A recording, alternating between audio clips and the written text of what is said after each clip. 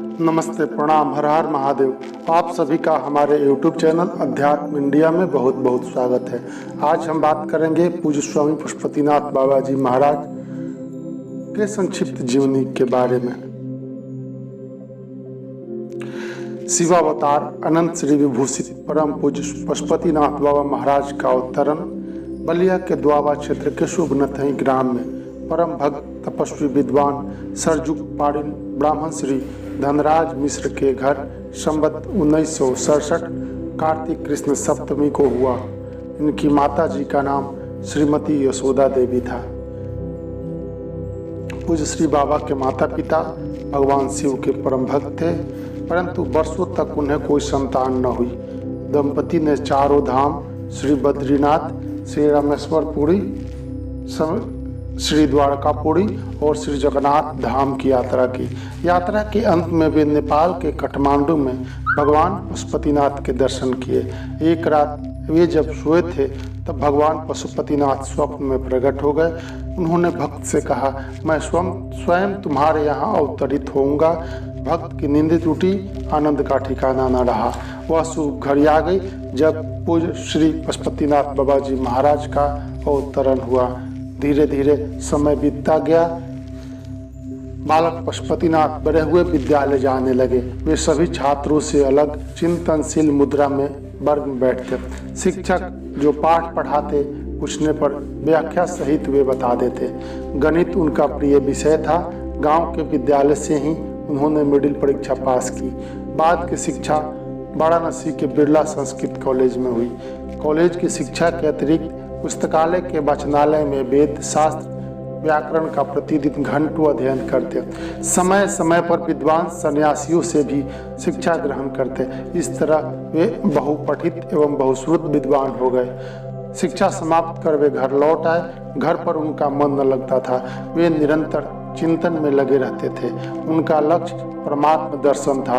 एक दिन उन्होंने अपने पिताजी से कहा, ब्राह्मण का काम भगवान का भजन करना है, आप इसके लिए आज्ञा दे। पिताजी ने स्वीकृति दे दी। उन्होंने गृह त्याग किया और गंगा के दियारे में, जिसे ठगनी बुढ़िया का डेरा कहा जाता है, तपस्या करने लगे। 21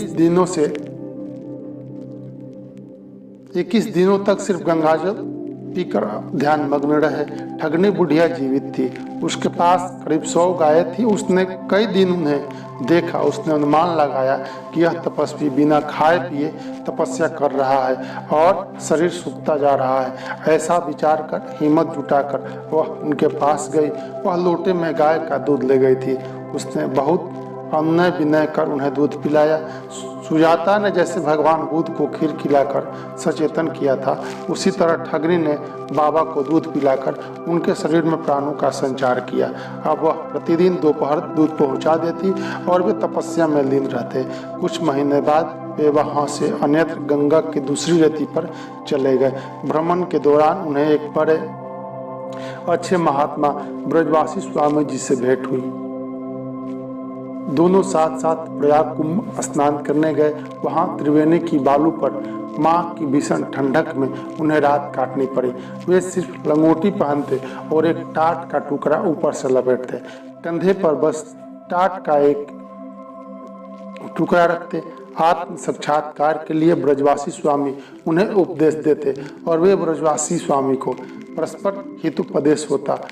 भगवती गंगा की अनुपम कृपा से पहले पूज्य श्री बाबा महाराज को आत्म तत्व का साक्षात्कार हुआ और बाद में ब्रजवासी स्वामी को भी। यह बात ब्रजवासी स्वामी के ब्रह्मलीन होने के बाद वैशाली जिले के चांदी ग्राम में अवस्थित धर्म संघ भवन परिसर में आयोजित शोक सभा में बाबा ने बताई थी। पुनश्च उन्होंने विचार किया कि शास्त्र की मर्यादा रखने के लिए किसी को गुरु बनाना चाहिए।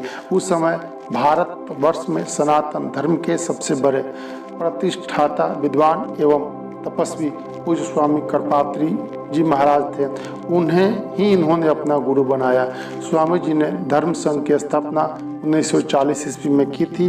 वे उसके सिद्धांतों का प्रचार प्रसार हस्तलिखित पत्रों द्वारा किया करते थे।